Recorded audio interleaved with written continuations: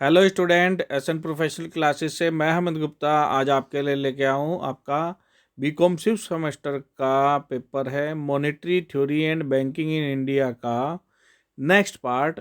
इससे पहले भी हमने 25 मोस्ट इम्पोर्टेंट क्वेश्चन अपने चैनल पर अपलोड कर दिए हैं। यदि आपने उन्हें नहीं देखा तो उन्हें ज़रूर कंसीडर कर लेंगे।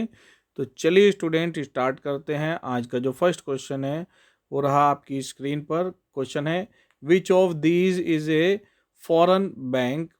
क्या कह रहे हैं, इनमें से कौन सा विदेशी बैंक है? ICICI bank, Axis bank, Standard Chartered bank और आईडीबीआई। तो बेटा इस क्वेश्चन का जो करेक्ट आंसर है वो है आपका Standard Chartered bank. Option number C इसका करेक्ट आंसर हो जाएगा। चलिए अब नेक्स्ट क्वेश्चन जानते हैं। नेक्स्ट क्वेश्चन है हमारा,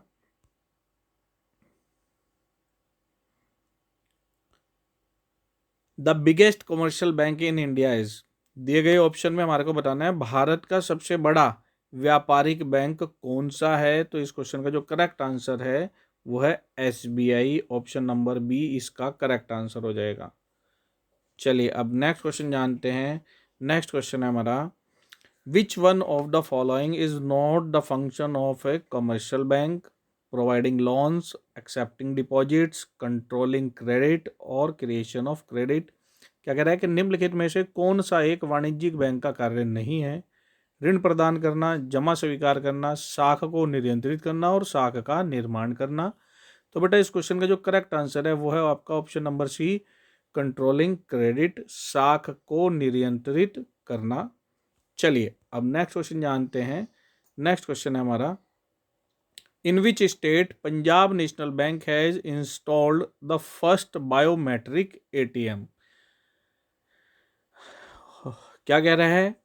ऑप्शन है इसके अंदर आपके राजस्थान, दिल्ली, हरियाणा और उत्तर प्रदेश। तो बेटा इस क्वेश्चन का जो करेक्ट आंसर आएगा वो आएगा आपका उत्तर प्रदेश।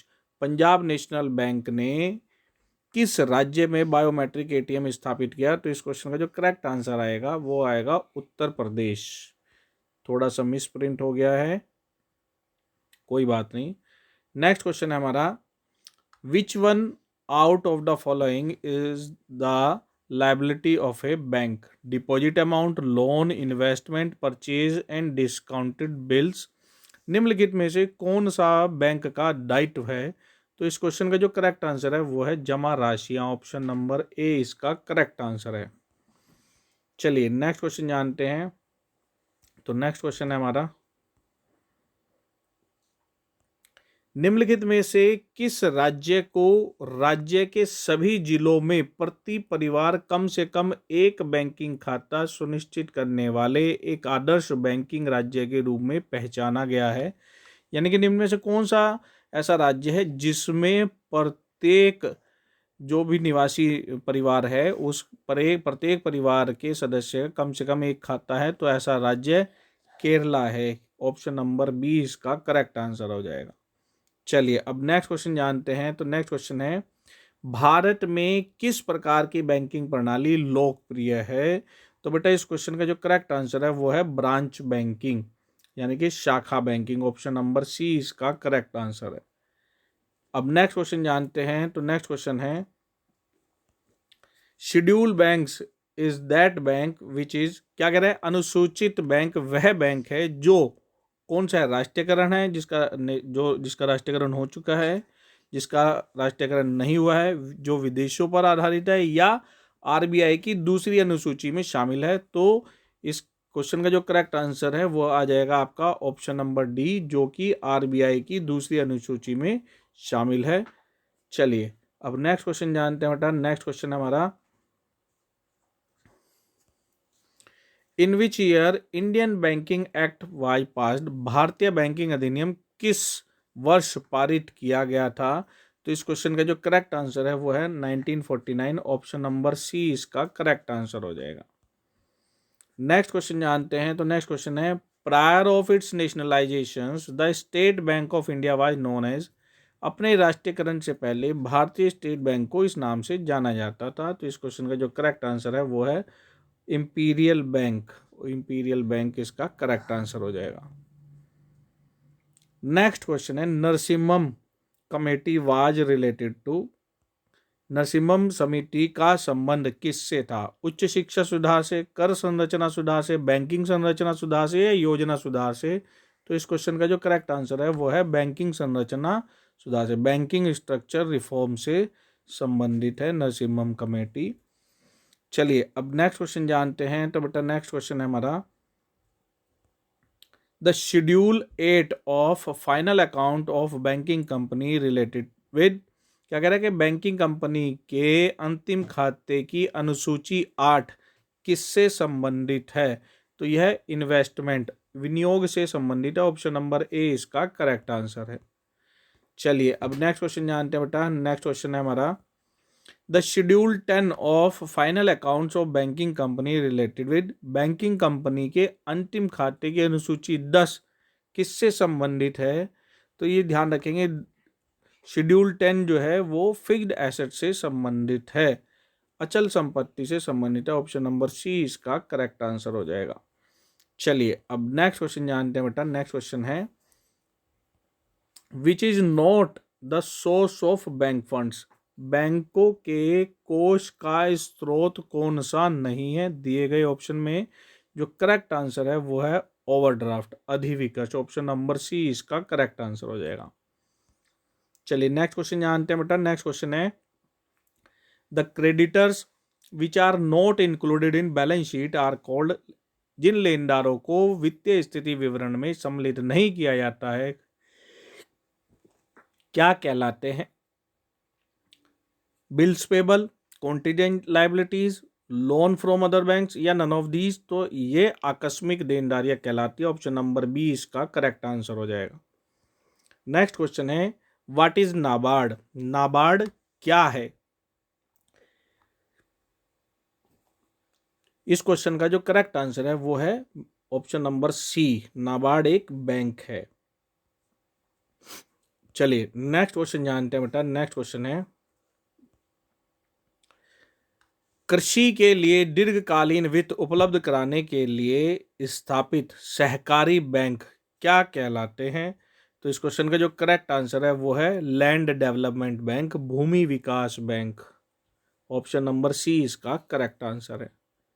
अब इसके बाद आपका नेक्स्ट जो इंपॉर्टेंट क्वेश्चन बनता है वो क्या है, NABARD was established on the recommendation of, NABARD की स्थापना किसकी सिफारिश पर हुई थी? मोस्ट इंपॉर्टेंट क्वेश्चन है, अक्सर पूछा जाने वाला प्रश्न है बेटा, इसको अच्छे से तैयार करेंगे। ये है शिवारमन कमेटी।